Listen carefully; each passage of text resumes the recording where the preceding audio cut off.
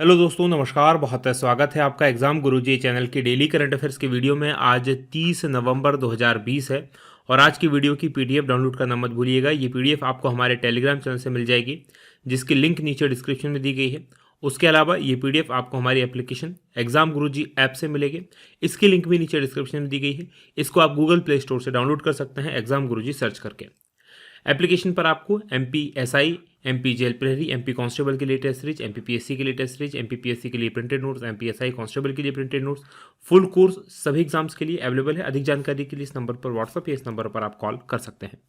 आगे बढ़ेंगे, बात करेंगे थॉट ऑफ द डे की। आज का जो हमारा मोटिवेशनल पावरफुल थॉट है, ये एक संस्कृत श्लोक है और इस श्लोक में कहा गया है, यथा ह्योकेन चक्रेण न रथस्य गतिर्भवेत एवं परुषकारेण विना देवम न सिद्ध्यति। यानी कि जिस प्रकार से बिना पहिए के रथ नहीं चल सकता, कोई भी रथ अगर चलना है तो उसमें पहिया होना जरूरी है। बिना पहिए के, बिना चक्रों के उसमें गति नहीं आएगी रथ में। उसी प्रकार से बिना पुरुषार्थ के, बिना कोई मेहनत किए कोई भाग्य ना सिद्ध तीन, कोई भाग्य, कोई देव, कोई भाग्य नहीं सिद्ध होता। आपको क्या करना पड़ेगी? मेहनत करना पड़ेगी। अगर आप भाग्य के भरोसे बैठे रहे तो आपको कुछ भी नहीं मिलने वाला है। आपको पुरुषार्थ करना ही पड़ेगा, अपनी मेहनत डालनी ही पड़ेगी। तो आज ही से आदत डाल दीजिए अपनी मेहनत की। इसी थॉट के साथ आगे बढ़ेंगे, बात करेंगे क्विक रिवीजन कल के पढ़े करंट अफेयर के प्रश्नों का। पहला प्रश्न कि राष्ट्रीय विज्ञान फिल्म महोत्सव का 10वां संस्करण भारत सरकार और किस राज्य द्वारा संयुक्त रूप से आयोजित किया गया? तो ये त्रिपुरा के द्वारा। दूसरा प्रश्न, वित्त वर्ष 2020-21 की दूसरी तिमाही में जीडीपी की वृद्धि दर में कितने फीसदी की गिरावट दर्ज की गई है? तो 7.5% की गिरावट। तीसरा प्रश्न, किस देश के राष्ट्रपति अलेक्जेंडर लुकाशेंको ने अपने पद से हटने की घोषणा की है? तो ये बेलारूस के राष्ट्रपति हैं। चौथा प्रश्न है कि किस देश ने त्रिकोण हाइपरसोनिक क्रूज मिसाइल का सफल परीक्षण किया है? तो रूस ने। पांचवा प्रश्न है कि India climate change knowledge portal का शुभारंभ किसके द्वारा किया गया है? तो इसका शुभारंभ किया गया है प्रकाश जावड़ेकर जी के द्वारा। छठवां प्रश्न के कैम्ब्रिज डिक्शनरी में किस शब्द को वर्ड ऑफ द ईयर 2020 घोषित किया गया है? तो ये क्वारंटाइन। और सातवां प्रश्न है कि किस भारतीय फिल्म को ऑस्कर में शॉर्ट फिल्म कैटेगरी में शामिल किया गया है? तो शेमलेस में। आठवां प्रश्न है कि भारतीय सेना के नए इंजीनियर इन चीफ कौन बने हैं? तो ये बने हैं लेफ्टिनेंट जनरल हरपाल सिंह। और नवा प्रश्न है कि किस प्रसिद्ध मंदिर में नागार्जुन वेशा का आयोजन किया गया? तो ये कामाख्या मंदिर यहाँ पर गलत आंसर है। इसका सही उत्तर है जगन्नाथपुरी। और 10वां प्रश्न है कि किस महिला टीम ने बिग बैश का खिताब जीता है? तो ये वहाँ की ऑस्ट्रेलिया की महिला आईपीएल समझ सकते हैं उसको, तो ये जीता है सिडनी थंडर्स ने। ये थे हमारे कल के पढ़े गए करंट अफेयर के प्रश्नों का क्विक रिवीजन। आगे बढ़ेंगे, आज के प्रश्नों की बात करेंगे। और आज के करंट अफेयर का पहला प्रश्न है कि केंद्र सरकार ने कोविड वैक्सीन विकास मिशन के लिए कितने रुपए के पैकेज की घोषणा की है? तो ये 9 अरब रुपए के पैकेज की घोषणा की है, यानी कि बी ऑप्शन प्रश्न का सही उत्तर है।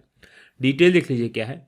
तो केंद्र सरकार ने देश में कोविड-19 टीका विकास मिशन यानी कि कोविड सुरक्षा के लिए तीसरी किस्त के रूप में 9 अरब रुपए के पैकेज की घोषणा कर दी है। ये राशि कोविड-19 के टीके का देश में ज़्यादा से ज़्यादा शोध हो और उसका विकास किया जाए, इसके लिए बायोटेक्नोलॉजी विकास द्वारा उपलब्ध कराई जाएगी। और वर्तमान में भारत में काफ़ी सारी जो वैक्सीन है उनका परीक्षण चल रहा है। जैसे रूस ने जो विकसित किया है स्पुतनिक भी, उसका, इसके अलावा 5 टीके और हैं जिनका मानवीय परीक्षण चल रहा है और जल्द ही इनका और 3 टीके हैं जिनका मानवीय परीक्षण शुरू होना है। यानी कि 1 का चल रहा है 5-6 और 3 ये, यानी कि 9 टीके हैं जिनका मानवीय परीक्षण शुरू हो गया, ये चल रहा है। बात करेंगे दूसरे प्रश्न की कि SCO यानी संघाई सहयोग संगठन, संघाई कॉरपोरेशन ऑर्गेनाइजेशन, इसकी 19वीं बैठक की मेजबानी कौन सा देश करेगा? तो इसकी जो मेजबानी की जाएगी भारत के द्वारा की जाएगी, यानी कि ए ऑप्शन प्रश्न का सही उत्तर है। तो कब ये बैठक होगी ये जान लीजिए। तो भारत संघाई सहयोग संगठन यानी SCO की 30 नवंबर यानी आज जब करंट अफेयर सुन रहे होंगे तब ये बैठक हो रही होगी। इसकी 19वीं बैठक की मेजबानी करेगा और संगठन में शामिल जो राष्ट्राध्यक्ष हैं इसमें भाग लेंगे और इसको वर्चुअली आयोजित किया जाएगा क्योंकि कोविड-19 के कारण इसका आयोजन किया नहीं जा रहा है। उपराष्ट्रपति जो एम वेंकैया नायडू हैं वो इस बैठक की अध्यक्षता करेंगे और देशों के प्रधानमंत्री इसमें भाग लेंगे, लेकिन भारत की तरफ से इसमें वेंकैया नायडू जी भाग ले रहे हैं। जो 20वीं भी SCO की समिट हुई थी जो है, जिसमें हेड ऑफ स्टेट शामिल हुए थे, वो रशिया की अध्यक्षता में हुई थी। भारत की अध्यक्षता में पहली बार ये शिखर सम्मेलन आयोजित किया जा रहा है और भारत को 2017 में संगठन की पूर्ण सदस्यता प्राप्त हुई थी। साथ में पाकिस्तान को भी इसकी सदस्यता 2017 में ही मिली थी। संघाई सहयोग संगठन, इसकी स्थापना हुई थी 26 अप्रैल 1996 को। पहले इसमें 5 देश शामिल थे, बाद में इसमें और देश शामिल होगा। इसका मुख्यालय बीजिंग में है। सचिव रशीद अलीमोव है और सदस्य चाइना, कजाकिस्तान, किर्गिस्तान, रूस, ताजिकिस्तान और उज्बेकिस्तान, भारत और पाकिस्तान हैं। बात करेंगे तीसरे प्रश्न की कि त्रिपक्षीय समुद्री सुरक्षा सहयोग पर चौथी बैठक कोलंबो में भारत और किन दो देशों के बीच में हुई? तो भारत और श्रीलंका और मालदीव के बीच में, यानी कि डी ऑप्शन प्रश्न का सही उत्तर है। डिटेल देख लीजिए क्या है। तो त्रिपक्षीय समुद्री सुरक्षा सहयोग पर चौथी राष्ट्रीय सुरक्षा सलाहकार स्तर की बैठक हुई और 28 नवंबर को कोलंबो में बैठक हुई। इसमें भारत, श्रीलंका और मालदीव के जो सुरक्षा सलाहकार हैं उन्होंने भाग लिया। इस बैठक में भारत के जो राष्ट्रीय सुरक्षा सलाहकार हैं अजीत सिंह डोभाल, उन्होंने भाग लिया है। और इस बैठक में समुद्री क्षेत्र में जागरूकता, मानवीय सहायता, आपात राहत और संयुक्त अभ्यास और समुद्री प्रदूषण, इस प्रकार के कई सारे जो क्षेत्र हैं इन पर तीनों देश आपस में एक दूसरे का सहयोग करें, इसी को लेकर चर्चा हुई है। बात करेंगे पांचवें प्रश्न की कि किस देश से 100 साल पुरानी अन्नपूर्णा की प्रतिमा वापस भारत आएगी? और ये जानकारी मिली है कनाडा से वापस आएगी, यानी कि सी ऑप्शन प्रश्न का सही उत्तर है। डिटेल देख लीजिए क्या है।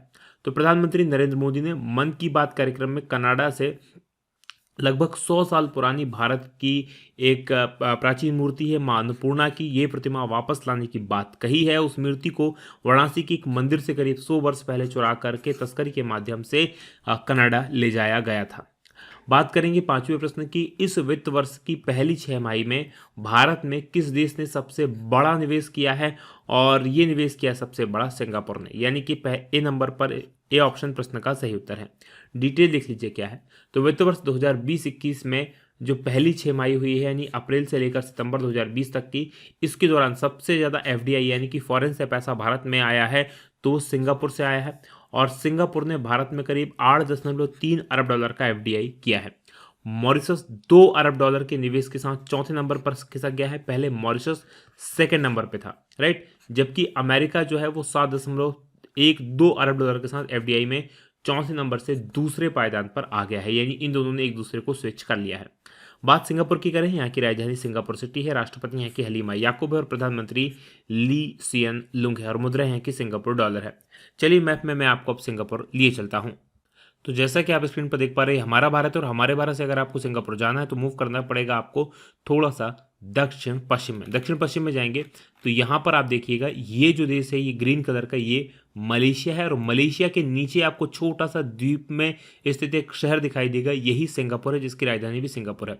इसके इस तरफ इंडोनेशिया है, मलेशिया से ही अलग हुआ था, ये आपको याद रखना है, सिंगापुर मलेशिया से अलग होकर बना था। आगे बढ़ेंगे, बात करेंगे अगले प्रश्न की। अगला प्रश्न छठवां है कि भारत ने किस वर्ष तक इथेनॉल मिश्रण को पेट्रोल में 20% तक बढ़ाने का लक्ष्य रखा है? और ये लक्ष्य रखा है 2030 तक का, यानी कि डी ऑप्शन प्रश्न का सही उत्तर है। डिटेल देख लीजिए क्या है। तो वर्ष 2030 तक इथेनॉल मिश्रण को पेट्रोल में 20% बढ़ाने का लक्ष्य रखा गया है। वर्तमान में ये कितना मिलाया जाता है? 10% वर्तमान में इसको मिलाया जाता है। इसको बढ़ाकर 20% करने का भारत सरकार का लक्ष्य है और इसके लिए 11 राज्यों में 12 2G एथेनॉल जैव रिफाइनरी भी स्थापित की जा रही हैं। और पेट्रोलियम और जो प्राकृतिक गैस मंत्री हैं धर्मेंद्र प्रधान, उन्होंने वर्चुअल माध्यम से तीसरे वैश्विक अक्षय ऊर्जा निवेश सम्मेलन 2020 को संबोधित किया और कहा कि पिछले 6 वर्ष के दौरान भारत में अक्षय ऊर्जा में 64 अरब अमेरिकी डॉलर का निवेश हुआ है। बात करेंगे 7वें प्रश्न की कि किस देश के वैज्ञानिकों ने डाटा संग्रह करने वाला दुनिया का सबसे छोटा डिवाइस बनाया है? और ये डिवाइस बनाया है अमेरिका के वैज्ञानिकों के द्वारा, यानी कि सी ऑप्शन प्रश्न का सही उत्तर है। डिटेल देख लीजिए क्या है। तो अमेरिका के ऑस्टिन में टेक्सास विश्वविद्यालय है, इसके वैज्ञानिकों ने डेटा जमा करने के लिए दुनिया का सबसे छोटा उपकरण बनाने में कामयाबी पाई है और ये एक मेमोरी डिवाइस है, दुनिया के सबसे पतले डाटा संग्रह उपकरण से भी ये छोटा है और इसका आकार 1 वर्ग नैनोमीटर, याद रखिएगा नैनोमीटर बहुत छोटी इकाई होती है, तो 1 वर्ग नैनोमीटर है। और ये उपकरण आने वाले वक्त में ब्रेन इंस्पायर्ड कंप्यूटर यानी कि मस्तिष्क का जो तंत्र होता है उसी के आधार पर जो गणना करने वाला मॉडल विकसित किया जाएगा, तो उसकी दिशा में बहुत बड़ा बदलाव लाएगा और आने वाले समय में इससे जो कंप्यूटर का अभी का आकार है उससे भी बहुत छोटा आकार कंप्यूटर्स का हो जाएगा, डेस्कटॉप का, मोबाइल का, सब में क्रांतिकारी बदलाव ला देगा। बात करेंगे 8वें प्रश्न की कि सबसे तेज 22,000 रन पूरे करने वाले दुनिया के पहले बल्लेबाज कौन बन गए हैं? और ये दुनिया के पहले बल्लेबाज बने हैं विराट कोहली, यानी कि ए ऑप्शन प्रश्न का सही उत्तर है। डिटेल देख लीजिए क्या है। तो विराट कोहली इंटरनेशनल क्रिकेट में सबसे तेज 22,000 रन पूरे करने वाले दुनिया के पहले बल्लेबाज बने हैं और ये उपलब्धि उन्होंने ऑस्ट्रेलिया के खिलाफ जो सिडनी क्रिकेट ग्राउंड पर दूसरा टेस्ट मैच वनडे मैच खेला गया था उसके दौरान उपलब्धि हासिल की है और इन्होंने T20 वनडे और टेस्ट क्रिकेट में मिलाकर 22,000 रन पूरे कर लिए हैं। इसी प्रकार से सबसे तेज 10,000 रन, 13,000 रन, 15, 16, 17 ऐसे हर जो 1,000 का आंकड़ा था उसको पार करते हुए सबसे तेज बनाए। 10,000 भी इन्होंने ही सबसे तेज बनाए थे, 20,000 भी इन्होंने ही सबसे तेज बनाए और 22,000 रन भी इन्होंने ही सबसे तेज बनाए हैं। विराट ने इसी मैच में ऑस्ट्रेलिया के खिलाफ वनडे इंटरनेशनल क्रिकेट में 2,000 रन भी पूरे कर लिए और ऐसा करने वाले वो 5वें खिलाड़ी बन गए हैं जिन्होंने ऑस्ट्रेलिया के खिलाफ 2,000 रन बनाए हैं और भारत के 9वें खिलाड़ी बन गए हैं जिन्होंने 250 मैचेस खेले हैं। आगे बढ़ेंगे, बात करेंगे 9वें प्रश्न की कि किस देश ने भारत को 2-0 से सीरीज में हरा दिया है और ये क्रिकेट में हराया है ऑस्ट्रेलिया ने, यानी कि बी ऑप्शन प्रश्न का सही उत्तर है। डिटेल देख लीजिए क्या है। तो ऑस्ट्रेलिया की टीम ने दूसरे वनडे में भारत को 51 रन से हराकर 3 मैचों की श्रृंखला 2-0 से अजय बढ़त बना ली है, यानी दोनों मैचेस ऑस्ट्रेलिया ने जीत लिए हैं। ऑस्ट्रेलिया ने टॉस जीता, पहले बल्लेबाजी की और स्टीव स्मिथ के शतक से 4 विकेट पर 380 रन बनाए। इसके जवाब में भारतीय टीम 9 विकेट पर 338 रन बनाकर आउट हो गई। बात करेंगे 10वें प्रश्न की कि दिल्ली हाफ मैराथन में विजेता पुरुष और महिला वर्ग के खिलाड़ी किस देश के हैं और ये दोनों खिलाड़ी इथोपिया के हैं, यानी कि डी ऑप्शन प्रश्न का सही उत्तर है। डिटेल देख लीजिए क्या है। तो दिल्ली हाफ मैराथन जो कि 21.097 किलोमीटर की थी, इसके 16वें संस्करण में इथोपिया के धावकों ने एक बार फिर से खिताब जीता है और पुरुष और महिला दोनों वर्ग में खिताब इन्होंने ही जीते हैं। जवाहरलाल नेहरू स्टेडियम से ये प्रतियोगिता शुरू हुई थी और इस हाफ मैराथन में इथोपिया के एमदेवर्क वालेलेगन ने पुरुष वर्ग में खिताब जीता है, जबकि इथोपिया की यालेज्म जर्फ येहुल आलावा ने महिला वर्ग में दूसरा सबसे तेज समय निकालते हुए जीत दर्ज की है। तो दोनों ने जीत दर्ज की है।